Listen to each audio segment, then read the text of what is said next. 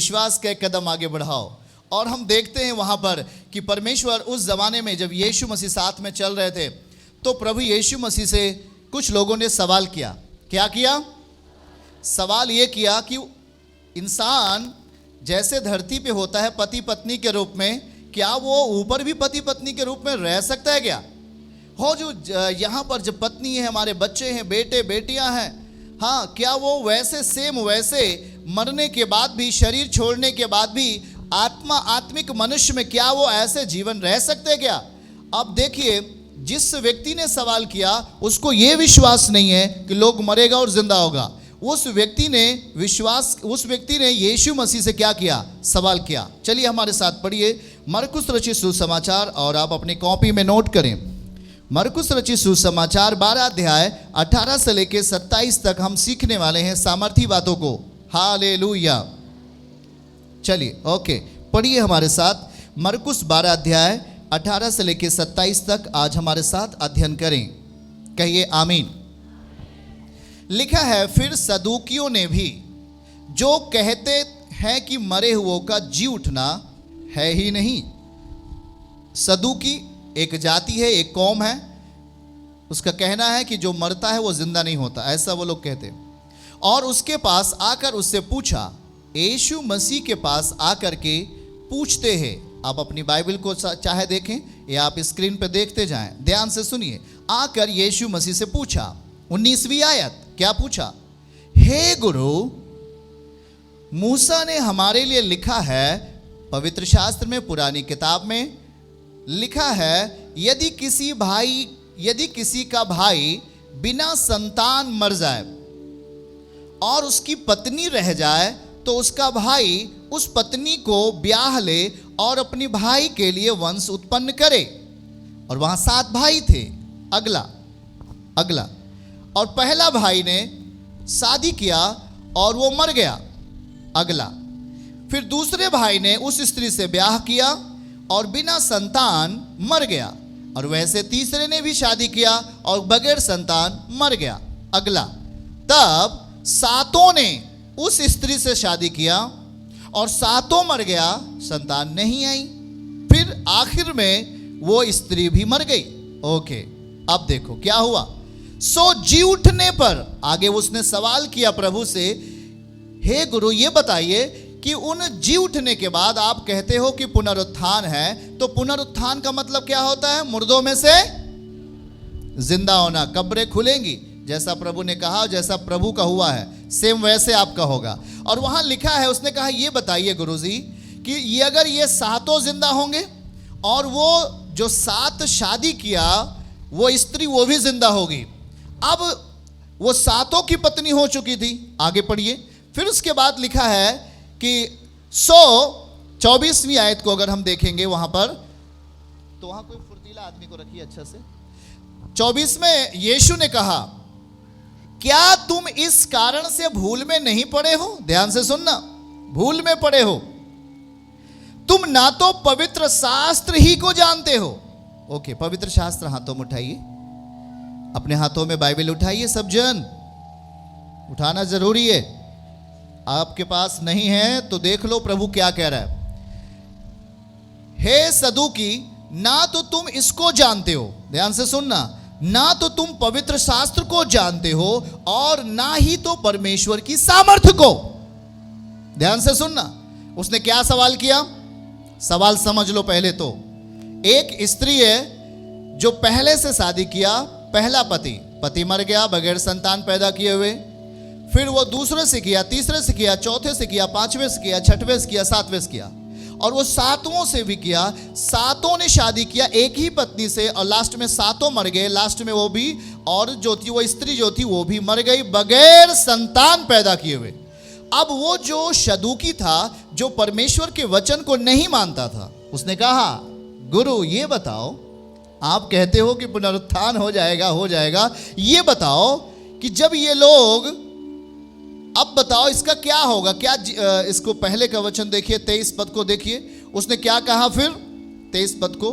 सो जी उठने पर उस सदूकी ने कहा, अगर पुनरुत्थान होगा, कब्रें खुल जाएंगी, यीशु मसीह के आगमन के समय ये जब जी उठेंगे तब ये किसकी पत्नी होगी? सातों जिंदा होंगे। थोड़ा ध्यान से सुन लीजिएगा। सातों जीवित होंगे और वो स्त्री भी जिंदा होगी। और वो सदूकी बोल रहा है कि ये पत्नी किसकी होगी? आप बताइए प्रभु। तब परमेश्वर ने क्या कहा? हाथों में पवित्र शास्त्र उठाइए अपने अपने। क्या कहा? उसने कहा 24 पद में देखिएगा, यीशु ने उस व्यक्ति से कहा, क्या कहा? क्या तुम इस कारण से भूल में नहीं पड़े हो कि तुम ना तो पवित्र शास्त्र ही को जानते हो? इसका मतलब इसे जानना चाहिए, इसमें क्या चिन्ह लिखा गया है। वो बोल रहा है कि सातों जिंदा हो जाएंगे, तो क्या वो फिर पति पत्नी होने के लिए दे दिए जाएंगे? तो प्रभु समझा रहे थे कि तुम इस कारण भूल में पड़े हो, ना तो तुम पवित्र शास्त्र को जानते हो और ना ही तो इसकी सामर्थ्य को। इसका मतलब ध्यान से सुने, ये पवित्र शास्त्र को जानना, अगर आप इसे नहीं जानते, ये आपके लिए कोई सामर्थ्य नहीं। हेलो, ध्यान से सुनो। उस व्यक्ति का जो परमेश्वर पर विश्वास नहीं करता, जो यीशु पर विश्वास नहीं करता, उसने ये सवाल किया कि बताइए जी उठने के बाद ये किसकी पत्नी होगी? तो यीशु ने उसको जवाब दिया, हे सदूकी, ना तो तुम इसको जानते हो, तुम पवित्र शास्त्र को नहीं जानते और ना ही तो इसकी सामर्थ्य को जानते हो। तुम्हें पता ही नहीं है ये वचन है क्या, तुम्हें पता ही नहीं है कि इसकी शक्ति कितनी है, तुम्हें मालूम ही नहीं है जो तुम्हें सवाल कर रहे हो। प्रभु ने क्या उत्तर दिया? आगे पढ़िएगा। उसने क्या कहा? क्योंकि जब वो मरे हुए में से जी उठेंगे, जब वो सातों जी उठेंगे और वो स्त्री भी जिंदा हो उठेगी, तो लिखा है तो उनमें ब्याह शादी ना होंगे। प्रभु ने क्या कहा? अगर वो जिंदा होंगे पुनरुत्थान के समय, उनमें ब्याह शादी नहीं होगा, पर वो स्वर्ग में दूतों की नाई होंगे। ताली बजाओ, परमेश्वर को महिमा दो। दूतों की नाई होंगे। हालेलुया। वे कैसे होंगे? वे दूत की नाई होंगे, स्वर्ग दूतों की नाई होंगे। वहां पर पति और पत्नी का कोई संबंध नहीं है, वहां पति और पत्नी नहीं है, सभी आत्माएं हैं। क्या हैं? हम मनुष्य आत्माएं हैं। हमने केवल शरीर का पहनावा पहन लिया है। हमारी आत्मा ने क्या पहन लिया? शरीर। जिस तरह एक शरीर कपड़ा पहनती है, उसी तरीके से हमारी आत्मा ने क्या पहन लिया है? शरीर को पहन लिया है। ये कपड़ा फट जाता है, ये कपड़ा खत्म हो जाता है, सेम वैसे ये शरीर भी खत्म होगा, पर पुनरुत्थान एक बेहतर मौका है हमारे लिए। यीशु कहता है हमारा पुनरुत्थान होगा, हम जी उठेंगे। हालेलुया। हम जिंदा होंगे और स्वर्गदूतों की नाई होंगे आमीन के साथ। आगे का वचन देखिए, और एक बारीकी बात वहां समझना है आपको, सारे सब जन को। लिखा है मरे हुओं में से जी उठने के विषय में क्या तुमने मूसा की पुस्तक में झाड़ी की कथा में नहीं पढ़ा कि क्या लिखा है वहां पर? परमेश्वर ने कहा, मैं अब्राहम का परमेश्वर, मैं इसहाक का परमेश्वर और मैं याकूब का परमेश्वर हूं।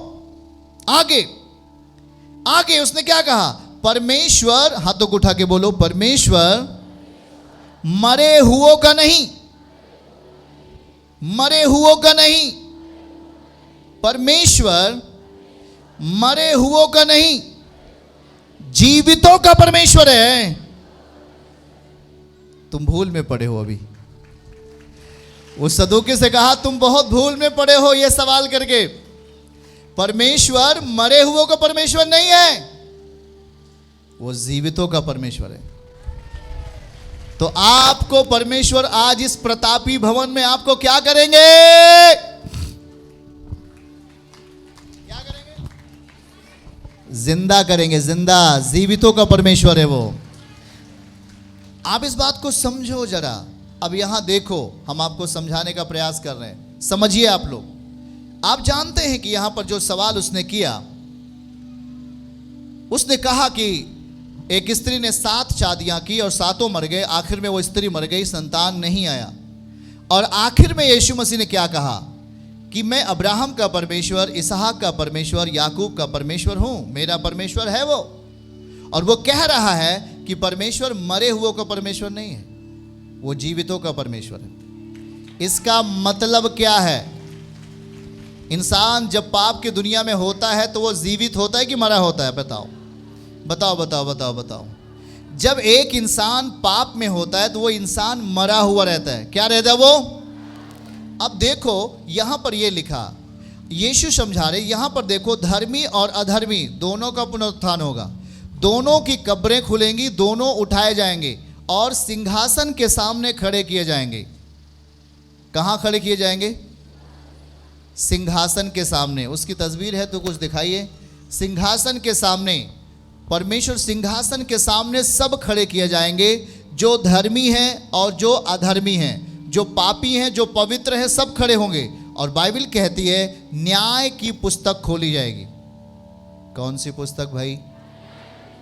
कौन सी पुस्तक? कौन सी पुस्तक?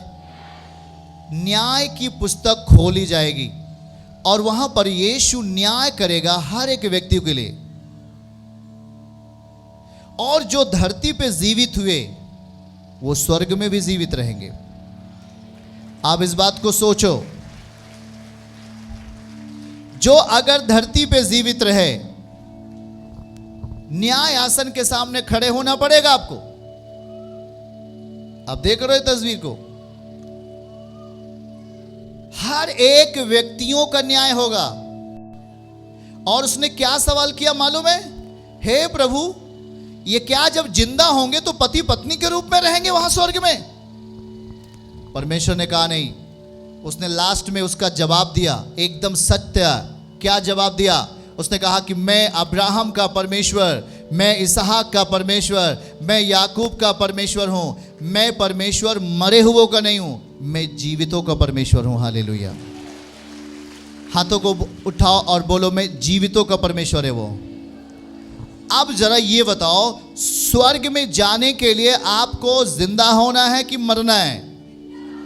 आपको वो प्रक्रिया यहीं पे करना पड़ेगा।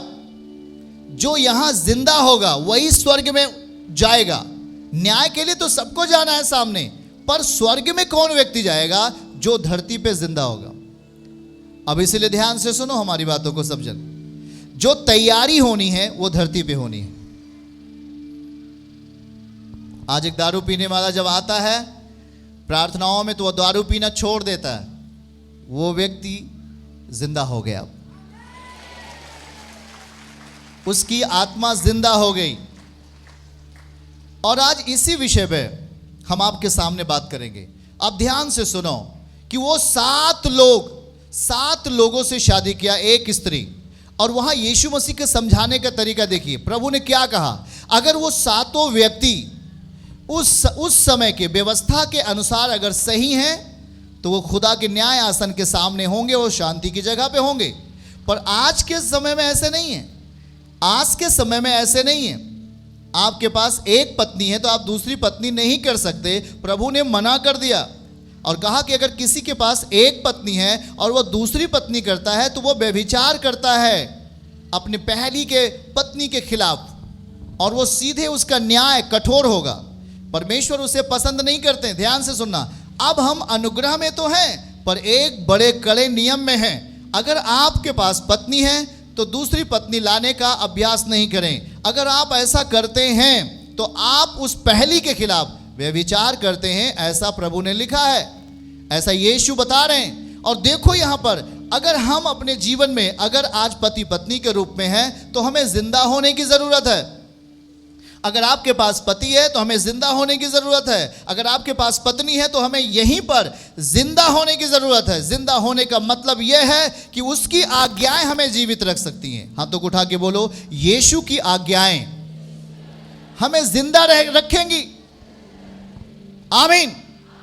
चर्च की सभी प्रार्थनाओं को और परमेश्वर के दास के द्वारा टीचिंग सुनने के लिए और अपडेट्स को जानने के लिए हमारे इस चैनल को सब्सक्राइब करें और साथ में बेल आइकन को दबाएं, ताकि जब भी लाइव प्रार्थना हो तो सबसे पहले आप देख सकें।